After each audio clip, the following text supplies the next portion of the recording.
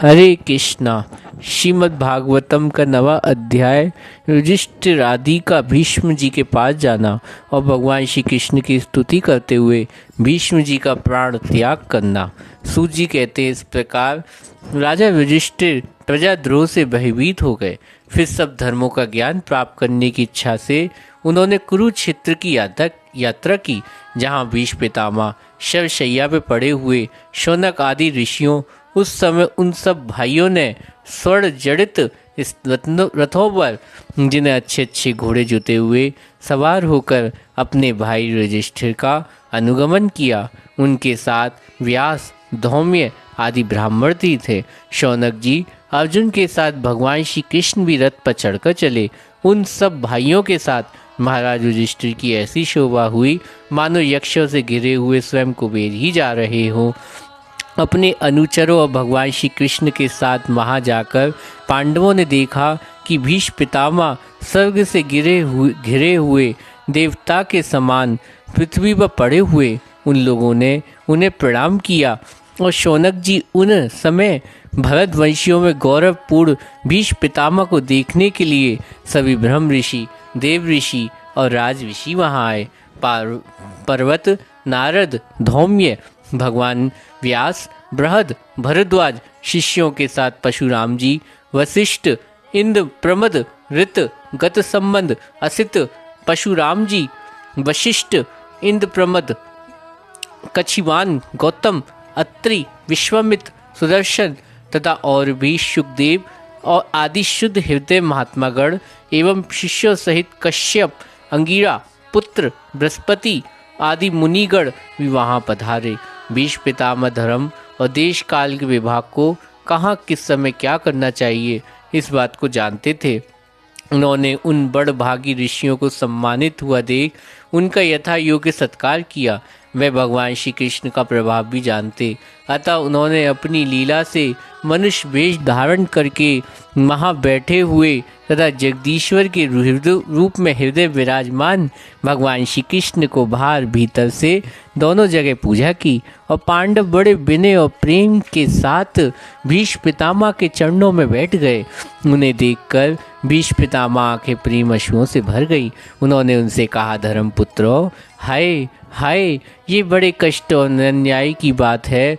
तुम लोगों को ब्राह्मण धर्म और भगवान के आश्रित रहने पर भी इतने कष्ट के साथ जीना पड़ा, जिसके तुम कदापि योग्य नहीं। अतिथि पांडु के मृत्यु के समय तुम्हारे अवस्था बहुत छोटी थी। उन दिनों तुम लोगों के लिए कुंती रानी को साथ साथ तुम्हें भी बार बार बहुत से कष्ट झेलने पड़े। जिस प्रकार बादल वायु के वश में रहते, वैसे ही लोकपालों सहित सारा संसार काल भगवान के अधीन है। मैं समझता हूँ तुम लोगों के जीवन में ये अप्रिय घटना घटित हुई, यह सब उनकी लीला है, नहीं तो साक्षात धर्मपुत्र राजा युधिष्ठिर हो, गदाधारी भीमसेन, धनुधारी अर्जुन रक्षा का काम कर रहे हो, गांडीव धनुष हो और स्वयं कृष्ण सुहद हो।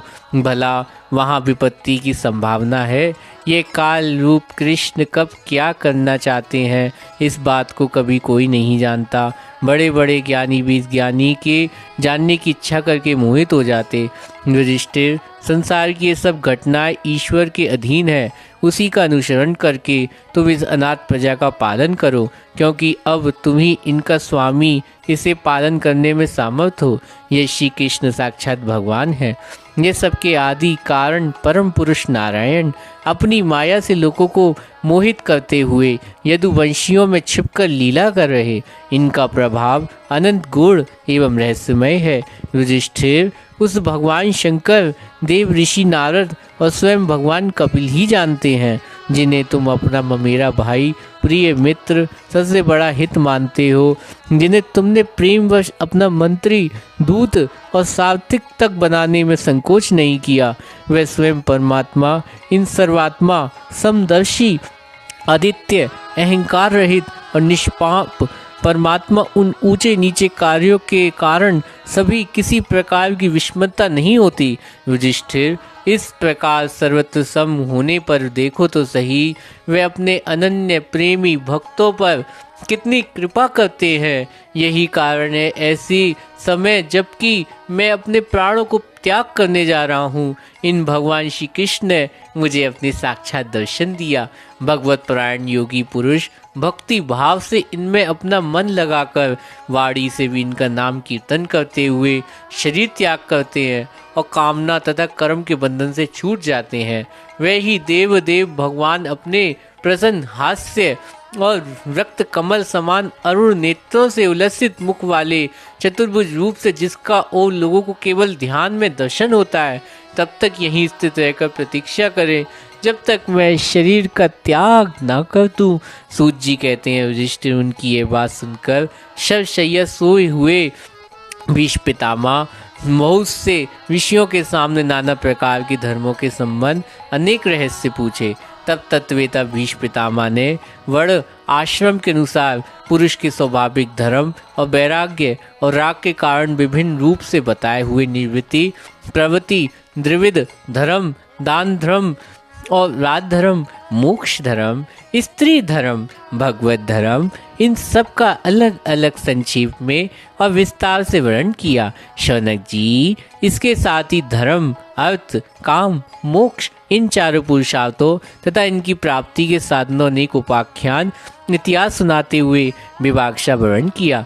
भीष्म पितामह इस प्रकार धर्म का प्रवचन कर ही रहे थे कि वह उत्तरायण समय आ पहुंचा, जिसे मृत्यु अपने अधीन रखने वाले भगवत परायण योगी लोग चाहा करते हैं। उस समय हजारों रथियों नेता भीष्म पितामह वाणी संयम करके मन को सब ओर हटाकर अपने सामने स्थित आदि पुरुष भगवान श्री कृष्ण में लगा दिया।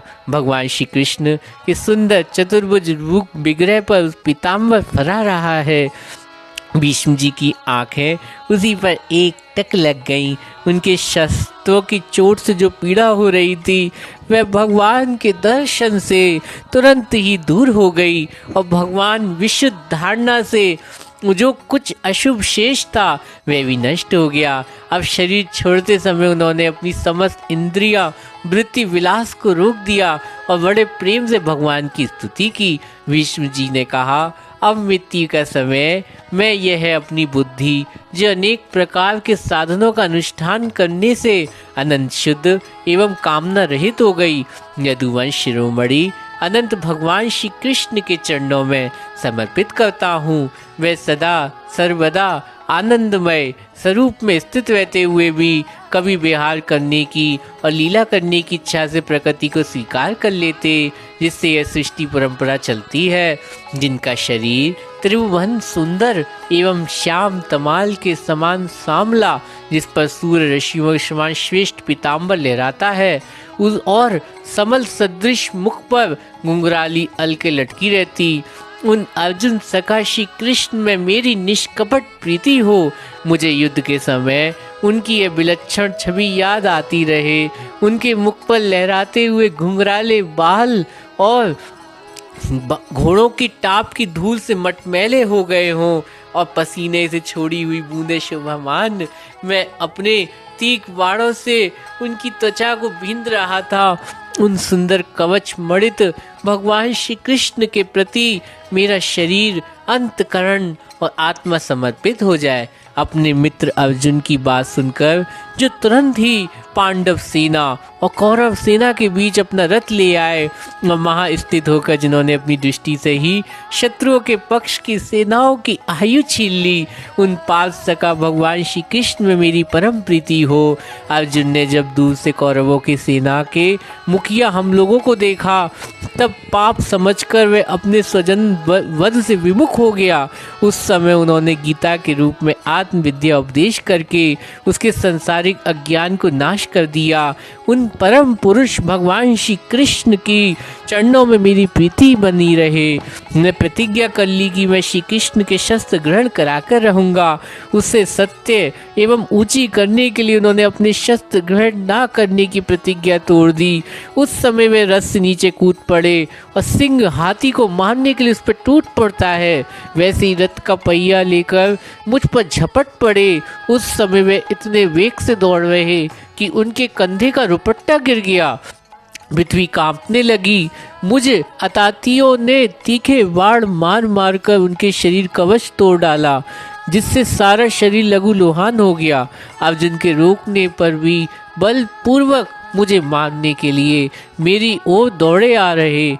मैं भगवान श्री कृष्ण जो ऐसा करते हुए मेरे प्रति अनुग्रह भक्त वत्सलता से परिपूर्ण थे, मेरी एकमात्र गति हो, आश्रय हो, अर्जुन के रथ की रक्षा में सावधान जिसकी कृष्ण के बाएं हाथ में घोड़ों की रास थी और दाहिने हाथ में चाबुक, इन दोनों की शोभा से उस समय जिनकी अपूर्व छवि बन गई, उन तथा महाभारत युद्ध में मरने वाले सर्वे स्वरूप मोक्ष को प्राप्त हो गए। उन भगवान श्री कृष्ण के चरणों में मेरी प्रीति हो, जिनकी ललाट किली सुंदर चाल, हाव भावयुक्त चेष्टाएं, मधुर मुस्कान और प्रेम भरी चित्रनयन सम्मानित गोपियां, रासलीला में उनके अंतर ध्यान हो जाने पर प्रेमानंद माद से मतवाली होकर जिनकी लीलाओं का अनुसरण करके तन्मय हो गई, उन्हीं भगवान श्री कृष्ण मेरा प्रेम हो। जिस समय युधिष्ठिर का राजसूय यज्ञ हो रहा, मुनि बड़े बड़े राजाओं से भरी सभा में पहले सबकी ओर इनके दर्शन कर भगवान श्री कृष्ण की मेरी आंखों के सामने पूजा हुई, वे ही सबके आत्मा प्रभु आज मृत्यु के समय मेरे सामने खड़े। जैसी एक सूर्य उनके आंखों के अनेक रूपों में दिखते हैं, वैसी एक अजन्मा भगवान श्री कृष्ण अपने ही द्वारा रचित अनेक शरीरधारियों के हृदय में अनेक रूप से जान पड़ते। वास्तव में तो वे सबके हृदय में एक विराजमान ही हैं। उन्हीं भगवान श्री कृष्ण को भेद भ्रम से रहित होकर प्राप्त हो गया हूँ। सूत जी इस प्रकार बीज पितामह मन वाणी दृष्टि वृत्ति आत्मरूप भगवान श्री कृष्ण से अपने आप में लीन कर लिया। उनके प्राण वहीं विलीन हो गए और वे शांत हो गए। उन्हें अनंत ब्रह्म में लीन जानकर सब लोग वैसे ही चुप हो गए जैसे दिन बीत जाने पर पक्षियों का कलरव शांत हो जाता। उस समय देवता और मनुष्य नगारे बजाने लगे। साधु स्वभाव के राजा उनकी प्रशंसा करने लगे। आकाश पुष्पों की वर्षा होने लगी। शौनक जी युधिष्ठिर जी ने उनके मृत शरीर को अनिष्टि क्रिया कराई। कुछ समय के लिए शोक मग्न हो गए। उस समय मुनियों ने बड़े आनंद में भगवान श्री कृष्ण की उनकी रहस्यमय नाम लेकर स्तुति की। इसके पश्चात अपने हृदय में श्री कृष्णमय बनाकर वे अपने अपने आश्रम लौट गए।